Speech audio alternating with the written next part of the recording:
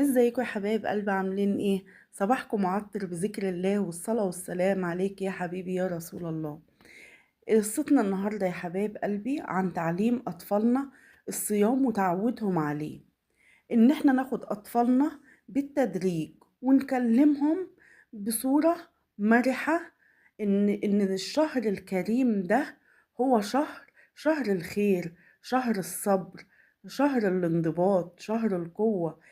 إن احنا نتعلم الصيام تدريجيا، إن احنا نحفزهم يا حبايب قلبي على الصيام لساعات قليلة في البداية، ثم زيادة المدة بعد كده تدريجي، عشان وفقا لقدراتهم. يعني كل طفل وقدرته.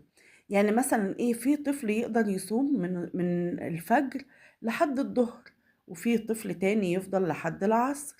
فهنا يا حبايب قلبي احنا بنعودهم ومش بنعذبهم. مش لا صوم، لا لازم تكمل، لا، عشان الولد ما يحسش ان الصيام ده حاجة متعبة وحاجة مشقة بالنسبة له.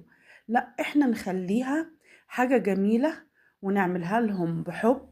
ان احنا نعودهم على الصيام.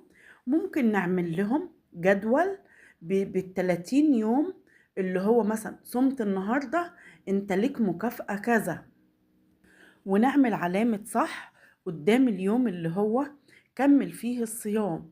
او بالتدريج، يعني مثلا انت برافو عليك صمت النهاردة لحد الظهر، النهاردة صمت لحد العصر، تالت يوم لحد المغرب، يبقى انت كده برافو عليك، احنا كده خلاص بقينا شطار.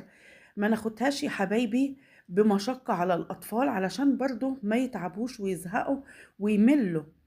خديه بالراحة وبالتعود على الصيام وعلى الصلاة وقراءة القرآن. خليه شوية ياخد مثلا له لعبة بيحبها، يقعد شوية يلعب، يقعد شوية يقرأ قرآن، يقعد شوية يذاكر، علشان ما يبقاش الموضوع بالنسبة له متعب ومرهق، ويخلي الطفل يزهق بسرعة ويمل.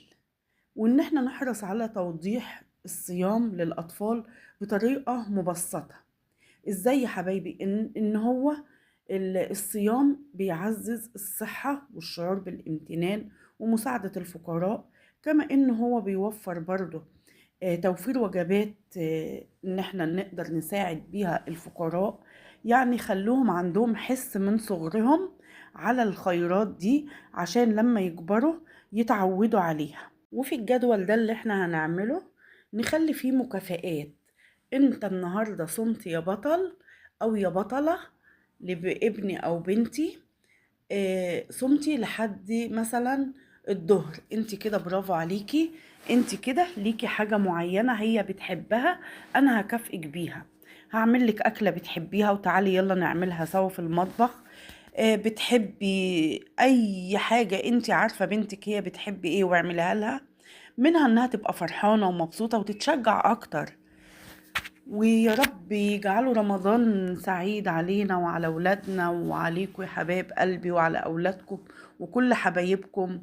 ويجعله رمضان يا رب خير وهنا وسعادة وفرح على بيتنا وبيوت المسلمين كلهم، وعلى ولادي وعلى اخواتي وولادهم يا رب، وأحلى المتابعين بتوعي يا رب، وعلى الأمة الإسلامية كلها يا رب، اللهم أمين. أتمنى النهاردة إن الفيديو بتاعي يعجبكم يا حبايب قلبي، وإن احنا نعود أطفالنا من صغرهم على الصيام، لأنه بيعلمنا الصبر والقوة والتحدي ومساعدة الفقراء وقراءة القرآن الكريم والصلاة.